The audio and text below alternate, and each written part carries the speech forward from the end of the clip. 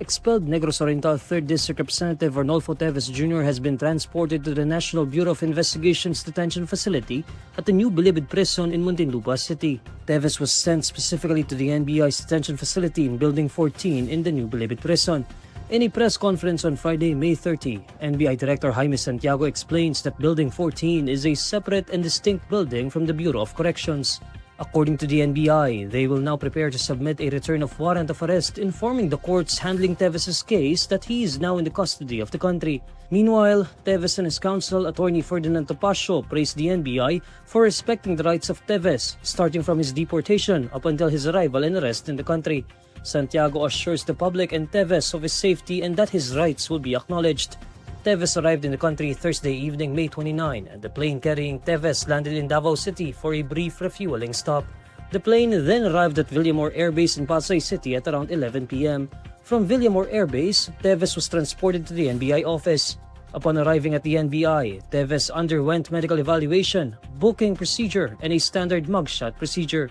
Teves' mother also arrived at the NBI. The two had an emotional reunion upon seeing each other after 2 years. Meanwhile, President Bongbong Marcos, in a video posted on Thursday evening, said that it is now time for Teves to face justice. Teves faces multiple counts of murder and frustrated murder under the revised penal code. He is the prime suspect in the 2023 killing of Negros Oriental Governor Roel Digamo and others in what has become known as the Pamplona Massacre. Senator-elect Ping Lacson announces his support for former Senate President and now Senator-elect Tito Sotto III for the Senate presidency title. Sotto is rumored to be gunning for the Senate presidency in the 20th Congress after several of their colleagues asked him to reclaim his former post. In a television interview, Lacson says that Sotto's track record in leading the Senate during the 18th Congress speaks for itself. Lacson says that as a friend and colleague of Sotto, he has personally experienced the leadership of the former Senate president. Lacson then emphasizes that he will vote for Sotto as the Senate President. According to Lacson, both Sotto and incumbent Senate President Teves Escudero are both competent and qualified to lead the Senate. In a previous interview with INQToday, Sotto revealed that some members of the Senate were approaching him about becoming the next Senate President for the 20th Congress. However, Sotto said that he will leave the decision to his colleagues. Meanwhile, Senator Bongo said that both Sotto and Escudero have asked the support of the so-called Duterte bloc. In the same interview, Lacson also says that his mindset right now is currently focused on preparing for the impeachment trial of Vice President Sara Duterte. He notes that his decision will be based on the evidence presented by the prosecution.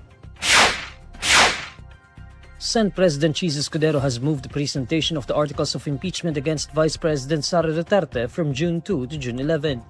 In a statement, Escudero said the change of schedule was made to allow the Senate to tackle priority legislative measures before the 19th Congress adjourns. Escudero conveyed the postponement to House Speaker Ferdinand Martin Romualdez in a letter transmitted to the House of Representatives on May 29. A copy of the letter was also transmitted to the office of Vice President Duterte. The Senate President explained that there are at least 12 important measures that Congress has committed to pass in the remainder of the 19th Congress. According to Escudero, it is imperative for the Senate and the House of Representatives to prioritize the passage of measures. Escudero said this move is consistent with the administration's goal to align the government with the people's needs and expectations. Apart from the approval of bills, Escudero also mentioned the need to act on over 200 presidential appointments, including the 3 cabinet secretaries, 4 officials of constitutional commissions, 39 foreign service officers, and 277 officers of the Armed Forces of the Philippines.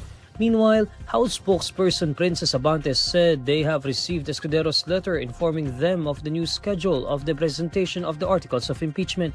Abante added that they have relayed the matter to the House prosecution panel for their appropriate action. The presentation of the articles of impeachment is a necessary first step to initiate the impeachment proceedings in the Senate. Once presented in plenary, the Senate can already constitute itself as an impeachment court and conduct the trial of the Vice President.